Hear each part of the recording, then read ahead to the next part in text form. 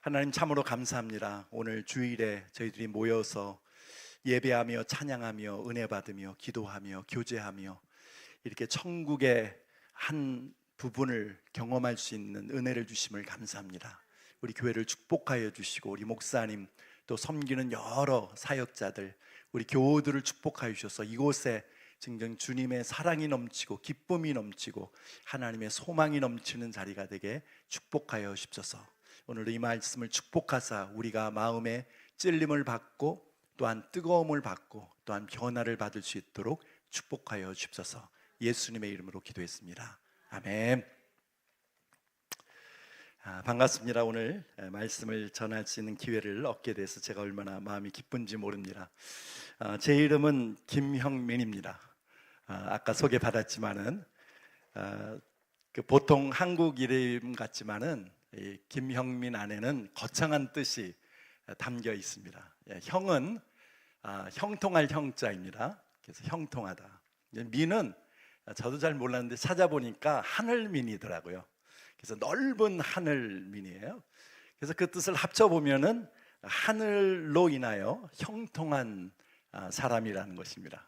그래서 제가 이 말씀을 예수님 믿고 나서 깨달은 다음에 와, 나는 태어날 때부터 하늘로 인해 형통한 인생을 살기 위해서 태어났구나 라는 것을 제가 깨달았습니다.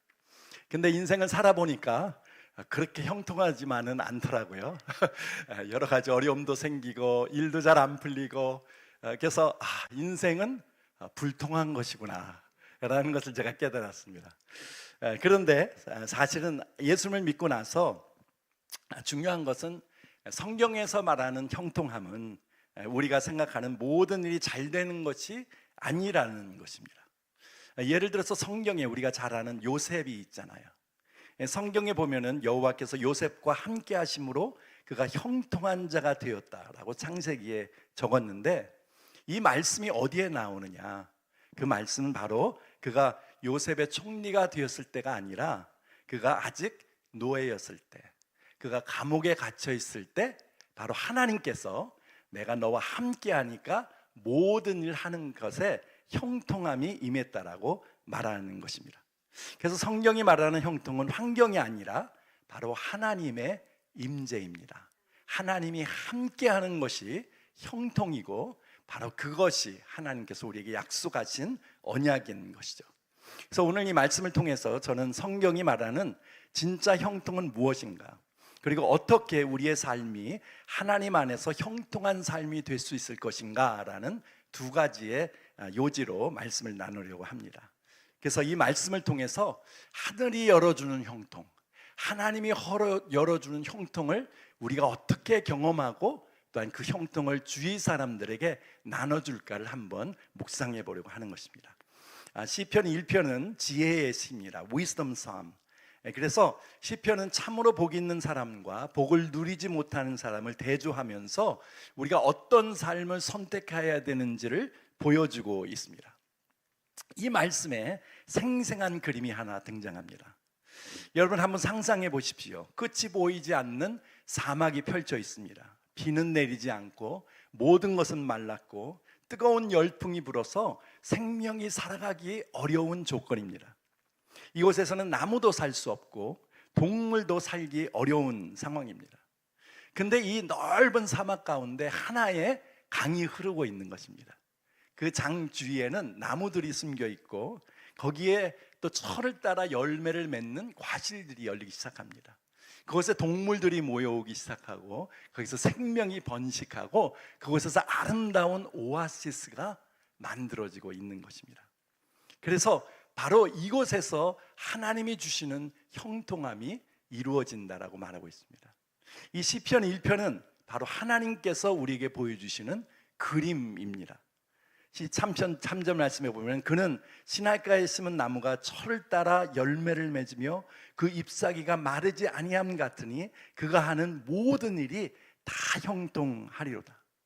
성경은 우리에게 말씀해 주고 있습니다. 복 있는 사람은 사막 같은 세상 속에서도 강가에 심겨진 나무처럼 형통한다라는 것입니다. 흥미로운 것은 이 환경이 변하지 않았다는 것입니다. 사막은 아직 사막이고 아직 더위와 메마름과 어려움도 인생에 있습니다. 근데 그 나무는 그 사막의 조건에 좌우되지 않는다라는 것입니다. 왜냐하면 보이지 않는 곳에 그 뿌리가 강가에 연결되어 있기 때문이죠. 예레미야도 같은 그림을 보여줍니다. 예레미야서 17장 7절 8절 말씀에 보면은 이 말씀이 있습니다. 여호와를 의지하며 여호와를 의뢰하는 그 사람은 복을 받을 것이라. 그는 물가에 심겨진 나무가 그 뿌리를 강변에 뻗치고 더비가 올지라도 두려워하지 않으며 가무는 해에도 걱정이 없고 결실이 그치지 아니함 같으리라. 이것이 바로 하나님께서 우리 믿는 자들에게 기대하시고 약속하신 삶인 것입니다. 이 세상은 아직도 어렵습니다. 상황은 역시 힘든 상황입니다. 그러나 하나님은 우리가 두려움 속에서 겨우 살아가는 것이 아니라 하나님께서는 생수로 말미암아 넘쳐나는 삶을 살기를 원하신다는 것입니다. 깊이 뿌리를 내리고 푸르게 자라고 열매를 맺고 다른 사람들에게 유익을 주고 하나님께 영광을 돌리는 삶을 살기를 원하신다는 것을 믿으시기 바랍니다.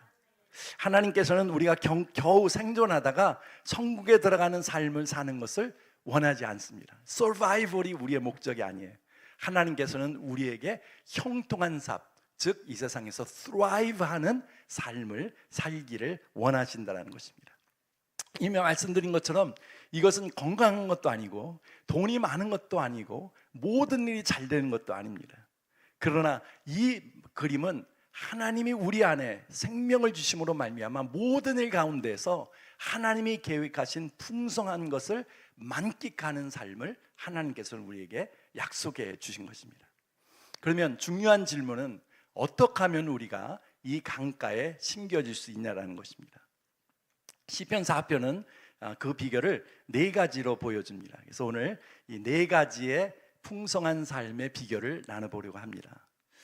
첫 번째는 강가에 심겨져야 됩니다. 강가에 심겨져야 합니다. 이 나무가 어디에 심겨지느냐가 나무의 생존과 번영을 좌우합니다. 사막이 넓잖아요. 아무데나 심겨질 수가 있는 것이거든요. 모래에 심겨질 수도 있는 것이거든요. 그러나 모래에 심겨지면 말라 죽고 또 강가에 만약에 심겨진다면 그는 사막이지만 살아남을 수가 있는 거잖아요. 그래서 어디에 내가 심겨지느냐가 가장 중요한 것입니다. 인생도 마찬가지죠. 우리의 인생의 뿌리를 쾌락이나 물질이나 또 자신의 능력, 건강의 뿌리를 내리게 되면 잠시 동안은 잘 되는 것 같아도 일이 잘 풀려도 결국에는 성경이 말하는 것처럼 말라 죽고 만다라는 것입니다. 요한복음 4장에 나오는 사마리아 여인이 바로 그런 사람이었습니다. 그녀에게는 이미 5 남편이 있었고 지금 함께 사는 남자도 정식 남편이 아니고, 그리고 그녀는 누구에게도 행복을 얻지 못했던 여인이었습니다. 동네 사람과의 관계도, 종교심도, 전통도, 조상 때부터 내려온 야곱의 우물도 그녀의 갈증을 채워주지 못했던 것을 그녀가 고백했습니다. 그런 여인에게 예수님께서 요한복음 4장 13절 14절 말씀에 보면 이 우물을 마시는 자마다 다시 목마르려니와 내가 주는 물을 마시는 자는 영원히 목마르지 아니하리니 내가 주는 물은 그 속에서 영생하도록 솟아나는 샘물이 된다는 것입니다. 예수님의 말씀은 이것입니다. 이 세상의 우물은 너를 살게 할 수 없다. 너에게 진정 필요한 것은 네 속에서 영생하도록 솟아나는 샘물인데 바로 그 샘물은 나다라고 여인에게 말씀해 주신 것이죠. 이 사실을 깨달은 여인은 자기가 가지고 있던 물동이, 물을 길러왔잖아요. 근데 그 물동이를 던져버리고 자기 사는 동네 마을로 돌아가서 예수님을 전하기 시작했습니다. 목마른 여인이 생수 물장사가 된 것입니다. 바로 예수님께서는 이 광야에서 수백만 명 되는 이스라엘 백성들에게 40년 동안 물을 내어주었던 그 깨어진 반석이 되는 것이죠. 그래서 예수님께서는 우리의 모든 것을 채워줄 수 있는 그런 영원히 솟아나는 그 스프링, 솟아나는 그 샘물 같은 그 능력을 우리 가운데 행해 주신다는 것입니다. 그래서 인생의 가장 중요한 숙제는, 우리 모두의 숙제는 내가 어떻게 이 생명을 주는 강가에 심겨지겠냐라는 것입니다. 인생의 문제는 이 인생이 얼마나 사막이냐라는 것이 아닙니다. 그렇죠? 우리는 많은 경우에 얼마나 삶이 어렵고 불공평하고 뭣도 아니고 이게 인생의 문제가 아니에요. 왜? 사막은 원래 그런 곳이니까. 그러나 문제는 무엇이냐? 우리가 강가를 못 찾았다는 것입니다. 생명의 강을 못 찾는다는 것입니다. 우리가 예수 그리스도로 말미암아 생명가에 심겨진다면 바로 그 안에서 흘러나오는 생수로 말미암아 사막 가운데서라도 thrive, 형통할 수 있다라는 것이죠. 예수님께서는 요한복음 6장 35절에서 선포하셨습니다. 나를 믿는 자는 영원히 목마르지 아니하리라. 누가? 나를 믿는 자는. 그래서 성경은 말하기를 바로 생명을 소유하는 자는 바로 예수 그리스도를 믿는 자이다. 왜냐하면 예수 그리스도가 생명 자체이기 때문에. 예수님께서 이 땅에 오셔서 우리의 모든 죄를 탕감하기 위해서 십자가에서 돌아가시고 우리가 영원한 생명을 주시기 위해서 십자가에서 부활하심으로 말미암아 주시는 그 영생의 언약, 그것이 바로 생수의 강이고 그의 이름을 믿는 자에게는 예수님께서 내가 주는 생수를 그 심령 속에 심어줄 텐데 그 심령 가운데 생수가 영원토록 솟아나게 될 것이라고 우리에게 약속해 주셨습니다. 그렇기 때문에 오늘 이 자리에서 아직도 인생을 힘들게 살아가지만 생수의 강 예수 그리스도를 만나지 못하고 그 예수 그리스도와 연결되지 못했다면 그것이 먼저 여러분이 해야 될 것입니다. 딴 데서 생수를 찾을 수가 없어요. 오직 예수 그리스도만을 통해서, 그를 믿고 그에게 나감만을 통해서 우리가 영원히 솟아나는 생수를 우리 가운데 경험할 수 있다는 것입니다. 두 번째는 방해물을 제거해야 합니다. 이 시편 1편에 복 있는 사람에 대해서 말하면서 시작을 이 악인에 대한 얘기로 시작을 합니다. 흥미롭지 않으세요? 전체가 6절이 되는데 절반 이상 4절이 바로 악인에 대한 언급입니다. 그래서 성경에 보면은 아까 읽었지만은 복 있는 사람은 악인의 꾀를 따르지 아니하며 죄인들의 길에 서지 아니하며 오만한 자들의 자리에 앉지 하고, 4절에 보면 악인들은 오직 바람에 나는 겨와 같도다. 5절에 보면 악인들은 심판을 견디지 못하며 죄인들이 의인의 모임에 들지 못하리로다. 6절에 악인들의 길은 망하리로다. 이 복 있는 사람은 이 강가에 심겨질 뿐만 아니라 악인들의 종말을 깨닫고 그의 불의한 삶의 방식, unrighteous lifestyle을 배척하고 따르지 않는 사람입니다. 복 있는 사람 인생을 망치는 방해물들을 제거하는 것이 우리에게 필요합니다. 이 세상은 악인이 판치는 세상입니다. 악인의 꾀와 죄인의 길과 오만한 자들의 자리가 잡고 있는 것이 바로 이것입니다. 세상은 구원받은 자들도 그런 방식으로 살아야 된다고 우리를 유혹하고 있습니다. 우리는 생각 없이 세상의 풍조에 휩쓸려 따라갈 수도 있습니다. 그리고 이것이 바로 우리가 이 땅에서 그래도 잘 살고 형통할 수 있는 비결이라고 착각하고 살고 있는 것입니다. 하지만 복 있는 사람은 따르지 말아야 할 죄, 서지 말아야 할 길, 앉지 말아야 할 자리를 이미 규명해 놓아야 하는 것입니다. 상황에 놓이기 전에 이미 우리 마음속에 정해놓지 않으면 우리가 유혹이 닥쳤을 때 이기지 못하는 것입니다. 예를 들어서 나는 불법적인 방법으로 돈을 모으지 않겠다. 나는 부덕한 일에 참여하지 않겠다. 나는 나의 배우자 외에 다른 이성과 정을 나누지 않겠다. 드라마나 영화나 음란물이나 이런 걸 보지 않겠다. 나는 화를 내지 않겠다.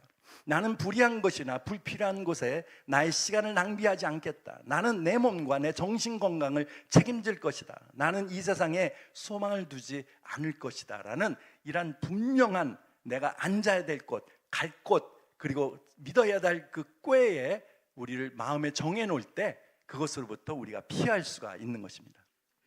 한 나무가 강가에 심겼어도 방해물이 있으면 비실비실하게 재굴실도 못하게 자랄 수가 있는 것입니다. 겨우 살아있는 것이죠. 뭐가 많으니까.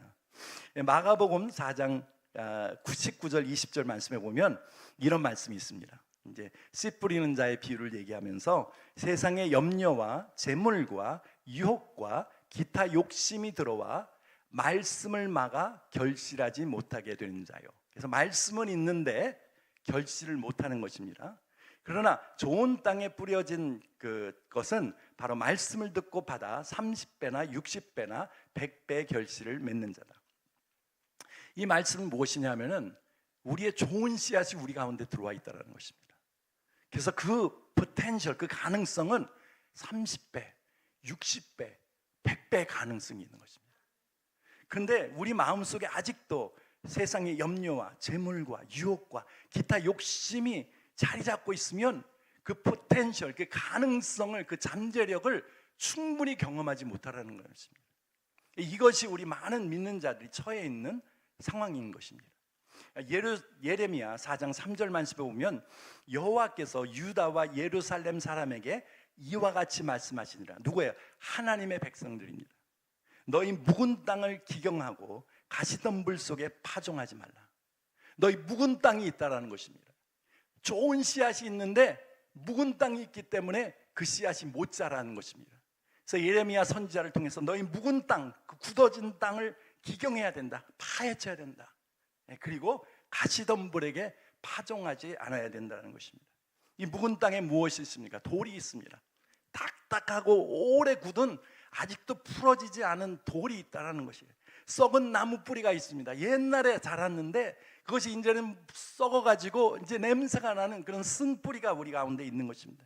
오래 방치된 그런 흙이 있고 고질된 습관과 용서하지 못한 것들, 치유되지 못한 상처, 죄와 타협된 그런 것들, 원한과 방치했던 우리 신앙생활, 이 모든 것이 우리 마음속에 다 숨겨 있어서 그냥 단단하게 젖어 있는데 그 안에 씨를 심어보면 자라지가 않는 거예요. 왜 나는 안 자라지? 왜 나는 성령으로 충만할 수 없지? 이런 땅을 기경하고 파헤쳐서 우리가 정직하게 내 안에 무엇이 담겨 있는지, 내 안에 무엇이 숨겨져 있는지 이것을 드러내고 그것을 기경하고 그리고 가시덤불을 제거하는 그 상황 가운데 우리는 진정 그 씨의 포텐셜, 그 씨의 능력을 우리가 경험할 수가 있게 되는 것이죠. 세 번째는 바로 뿌리를 깊이 내려야 합니다. 예레미야서 아까 읽었던 17장 7절 8절에 보면 여호와를 의지하며 여호와를 의뢰하는 사람은 복을 받을 것이라. 그는 물가에 심겨진 나무가 뿌리를 강변에 뻗치고, 저는 이 말이 너무나 아름다워요. 그 뿌리를 강변에 쫙 뻗치는 거예요. 쭉쭉쭉 나가서 더 물을 마시려고, 더 깨끗한 물을 마시기 위해서 강가로 막 뻗어나가는 그 상황을 우리가 보게 되는 것입니다. 이 여호와를 의뢰한다는 것은 환경이 어지럽고 그리고 원수들이 우리를 대적하며 조롱할지라도, 우리가 비록 경제적으로 아니면 건강으로 관계적으로 어려움에 처할지라도 그래도 하나님께서 모든 것을 주관하시며 하나님의 선한 뜻을 이 상황을 통해서 내 삶에 이루어 주실 것이라는 것을 의지하고 의뢰하는 것을 말하는 것입니다. 바로 이것은 여호와만이 나의 소망이요 나의 힘이요 나의 기업이라는 것입니다. 우리 시편 1편 2절에 보면 오직 여호와의 물법을 즐거워하여 그 율법을 주야로 묵상하는 것입니다. 이것은 바로 여호와의 율법을 즐거워함으로 말미암아 이제는 적극적으로 그 물을 길어 먹는 것을 말합니다. 이 말씀에 보니까 여호와의 율법을 즐거워한다 그랬어요. 세상에 여러 가지 엔터테인먼트가 있지만 하나님의 말씀이 좋은 거예요. 읽을 때 나한테 힘이 되는 거예요. 감동이 되는 거예요. 내 영혼이 치료가 되고 내 안에 변화가 일어나는 거예요. 그래서 아침에 일어나면 말씀을 읽고 그것을 인해 변화받고 하루가 지나가기 전에 다시 말씀을 읽으면서 내 자신을 점검해서 말씀이 어떻게 하면 내 안에서 생명이 되어서 나를 변화시킬까, 내가 어떻게 하나님께 순종하며 살까라는 것을 발견해 나갈 때 바로 그것이 성경에 의하면 우리에게 생수를 길어다 줌으로 말미암아 우리로 하여금 깊은 뿌리를 내리게 한다라는 것입니다. 이 영성의 뿌리는 훈련이 필요한 것입니다. 그냥 우리가 기분이 날 때 성령이 감동하며 말씀 있는 것, 기도하는 것이 아닙니다. 우리는 시간을 정해놓고 우리의 훈련 스케줄을 정해놓고 마치 몸을 단련하듯 하나님 앞에 우리의 영성 훈련을 계속 나가는 것이죠. 그래서 그것은 바로 우리의 기도 생활, 공동체 안의 삶, 성도의 교제, 복음을 전하는 이 삶 속에서도 우리가 의도적으로 시간을 내서 우리의 습관을 정착시킴으로 말미암아 더 많은 생수를 내가 뿌리로 흡수할 수 있도록 우리의 자신의 스케줄을 만들고 우리를 디스플린하게 될 때 그 생수를 더 많이 마심으로 말미암아 더 큰 능력을 우리 삶 속에 경험하게 되는 것입니다. 자, 네 번째는 이 말은 얘기해야 돼. 그것이 바로 우리가 살 수 있는 길이고 더 중요한 것은 다른 사람을 살릴 수 있는 길입니다. 여러분 가정에서 힘드시죠? 직장에서 힘드시죠? 마을에 살면서 힘들잖아요. 그러나 내가 사는 길이 바로 이 뿌리를 깊이 내려서 생수를 마시는 것이 내가 사는 길이에요. 그러나 내가 사랑하는 나의 가족들, 나의 남편, 나의 아내, 이웃들을 섬기는, 교회를 섬기는 길도 내가 사는 거예요. 내가 살기 위해서 생수를 마시는 것이 아니라 내가 다른 사람을 살려주기 위해서 내가 생수를 마셔야 하는 거예요.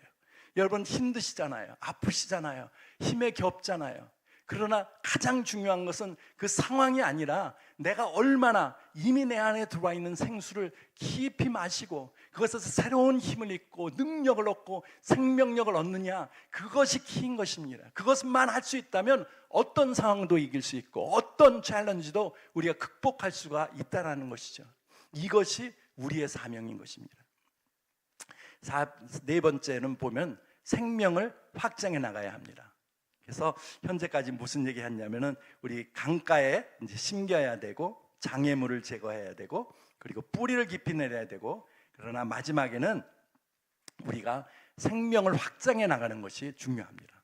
왜냐하면 아까 말씀드렸듯이 이것이 우리가 사는 길이기 때문이에요. 3절 말씀해 보면 그는 시냇가에 심은 나무가 철을 따라 열매를 맺으며 그 잎사귀가 마르지 아니함 같으니 그가 하는 모든 일이 다 형통하리로다. 예레미야 17장 8절 말씀해 보면 더위가 올지라도 두려워하지 아니하며 가무는 해에도 걱정이 없고 결실이 그치지 아니함 같으니라. 이 열매를 맺는다는 것, 나무를 보면 사실은 열매를 자신을 위해서 맺는 건 아니에요. 나무가 열매를 먹는 건 아니잖아요. 물론 썩어서 떨어지면 또 비료가 되지만은 자신을 위해서 열매를 맺는 건 아닙니다. 열매는 사실은 다른 사람에게 먹이고 또 다른 사람을 살리기 위해서 열매를 맺는 것입니다. 이 무성한 잎사귀는 다른 사람들에게 안식과 평안을 제공합니다. 이 열매는 그 먹는 사람들을 통해서 영양을 줄 뿐만 아니라 그 씨가 다른 곳으로 퍼져나가서 번식하도록 하는 것이 그의 목적도 있습니다. 그래서 이 생명의 능력은 이 말씀에 보니까 더위나 가뭄도 두려워하지 않는다고 했습니다. 환경을 두려워하지 않고 또 움츠려지지 않습니다. 오히려 철을 따라 열매를 맺고 잎사귀가 마르지 않고 결실하여 그치지 않는다. 왜냐하면 그 나무는 생명가에 심겨진 나무이기 때문입니다. 그래서 모든 것이 형통하고 그 생명은 계속 확장되어 나가는 것입니다. 여러분 생각해 보세요. 하나님께서 여러분 안에 하나님의 생명을 주시고 생수를 주셔서 여러분이라는 나무가 자라고 있는데 그 목적이 무엇입니까? 내가 내 열매를 따먹고 또 따먹고 또 따먹어서 장수하는 것이냐? 아니죠. 우리가 열매를 맺는 이유는 다른 사람에게 먹이기 위함입니다. 다른 사람에게 힘을 주기 위함입니다. 그 씨로 말미암아 예수 그리스도의 DNA가 다른 사람에게 들어가 그도 생명을 얻게 하기 위한 이유이죠. 이것이 확실하다면 우리는 살 이유가 있는 것입니다. 이것이 확실하다면 우리는 눈물을 흘리며 기도할 수 있는 이유가 있는 것입니다. 다른 사람이 우리를 조롱하고 핍박해도 그 가운데서 예수 그리스도를 부르짖으며 선교할 수가 있는 것입니다. 왜냐하면 우리의 존재의 의미가 바로 열매를 맺는 것이기 때문입니다. 우리의 존재 이유가 다른 사람을 살려내기 위한 것입니다. 우리의 존재 이유가 하나님의 복음의 씨를 다른 사람들에게 싹트게 하는 것이기 때문인 것입니다. 그래서 교회의 사명이 무엇이냐? 그것은 우리가 겨우 믿음을 지키면서 살다가 겨우 천국에 들어가는 것이 아닙니다. 그러기 위해서 여기 피해 있는 것이 아닙니다. 교회는 세상으로부터 쫓겨 숨는 피난처가 아니죠. 피난처인데 세상이 너무 힘들어서 막 코너로 몰려가지고 너무 힘들어, 여기가 천국이야, 여기가 제일 좋아, 하나님 여기가 좋사오니 텐트를 여기 쳐주시옵소서, 그런 곳이 아니라는 거죠. 오히려 교회는 세상 사람들이 들어와서 생수를 먹고 다시 사막과 같은 세상으로 세상을 넘치는 과수원으로 바꾸어 나가는 선택된 공동체입니다. 그래서 교회가 모이는 이유도 세상에 나가기 위함입니다. 여기에 있어서 그냥 머무는 것이 아니라 빨리 나가서 힘을 얻고 생명을 얻고 나가서 어떻게 하면 이 메마른 사막을 더 많은 과수원으로 만들어 나가는 사명을 이루는 것이 바로 교회인 것입니다. 바로 이것이 하나님께서 우리 모두에게 원하는 풍성한 삶입니다. 여러분 마음속에 나도 이러한 삶을 좀 살았으면 좋겠다라는 갈망이 있을 거예요. 저도 제 마음속에 목사이지만 생수를 좀 마시고 더 이상 마실 수 없는 그러한 정도까지 풍족하게 한번 마셔봤으면 좋겠다. 마음이 좀 시원했으면 좋겠다. 하나님 안에서 안식하고 깊이 뿌리를 내리고 잎이 풍성하고 결실마다 열매를 맺어내고 다른 사람들 살려내고 씨를 뿌려서 더 확장시켜 나가는 그러한 오아시스 같은 그러한 삶을 살아야 되겠다는 마음이 우리 마음속에 있는 것입니다. 그것은 먼 그림이 아닙니다. 오늘 이 말씀에 보면 하나님께서는 그것을 위해서 바로 예수 그리스도를 이 땅에 우리에게 주셨고, 그것을 위해서 예수께서 죽으셨고, 그 하늘의 씨앗이 떨어짐으로 말미암아 우리가 생명을 얻게 되었는데, 바로 하나님께서 우리에게 원하시는 것은 하나님으로 인해 형통하는 삶입니다. 하나님으로 인해 thrive 하는 삶입니다. 여러분 한번 자신에게 물어보세요. 나는 하나님으로 인해 형통하고 있는가? 나는 하나님으로 인해 thrive 하고 있는가? survive 하는 것이 아니라 내 안에 더 많은 것을 만들어내는, 길어서 퍼다주는 그런 productive한 삶을 나는 살고 있는가? 그것을 우리에게 물어보고, 그것이 아니라면 첫째, 예수 그리스도를 마음에 영접하여 생명나무 곁에 먼저 심겨져야죠. 그 다음에 우리에게 중요한 것은 방에 무엇이나, 내 땅에 뭐가 숨겨 있길래 이렇게 생수가 안 들어오나, 우리가 회개하고 자백하고 그것들을 해결하는 시간을 가져야 되는 것입니다. 그 다음에는 나는 어떻게 하면 내 삶에서 더 깊이 좀 뿌리를 내릴 것인가, 어떻게 하면 바람에 흔들려서 휘청하는 것이 아니라 단단히 뿌리를 내려서 생수를 마심으로 말미암아 나에게 가라는 것이 없이 내가 살 수 있을 것인가. 그리고 네 번째는 나의 삶의 목적은 주는 것이다. 가족들한테 주고 자녀한테 주고 이웃들한테 주고 직장에 나가서 주고 자꾸 생명을 다시 전하는 그 삶을 내가 사는 것이 바로 내가 사는 길이요 또 내 이웃이 사는 길이라는 것을 우리가 확실히 깨닫는다면 우리의 삶 자체가 달라질 것입니다. 우리의 교회 삶 자체가 달라질 것입니다. 우리의 삶의 목적이 변화될 것을 믿습니다. 그래서 오늘 우리가 함께 기도할 때 다 눈 감고 제가 몇 가지 질문을 여러분께 드리겠습니다. 이 질문으로 우리가 함께 기도하겠습니다. Let us pray together and I will give you a few questions to ask yourself and pray about. 예수 그리스도의 생수의 강이 여러분에게 흐르고 있습니까? 솔직히 교회 나오는 것이 중요한 게 아니라 진정 내가 예수 그리스도를 믿음으로 말미암아 그 생수의 강이 내 안에 흐르고 있느냐라는 것입니다. 두 번째, 여러분을 막고 있는 방해물은 무엇입니까? You have to name it. 그리고 해결해야 합니다. 과감하게 제거해야 할 것은 무엇입니까? 세 번째, 여러분이 뿌리를 깊이 내리기 위해 오늘부터 시작해야 할 일은 무엇입니까? 한번 마음에 적어보세요. 무엇을 내가 하여야 할 것인가? 네 번째, 여러분은 이번 주에 누구에게 열매를 나눠줄 것입니까? 누구에게 생수를 나눠줘야 합니까? 누구를 생수의 강으로 인도해야 하는 것입니까? 중요한 것은 하나님은 우리를 사막에서 겨우 살아남는 나무가 아니라 생명을 확장하는 나무로 부르셨다는 것입니다. 이 시간에 우리 함께 기도하겠습니다.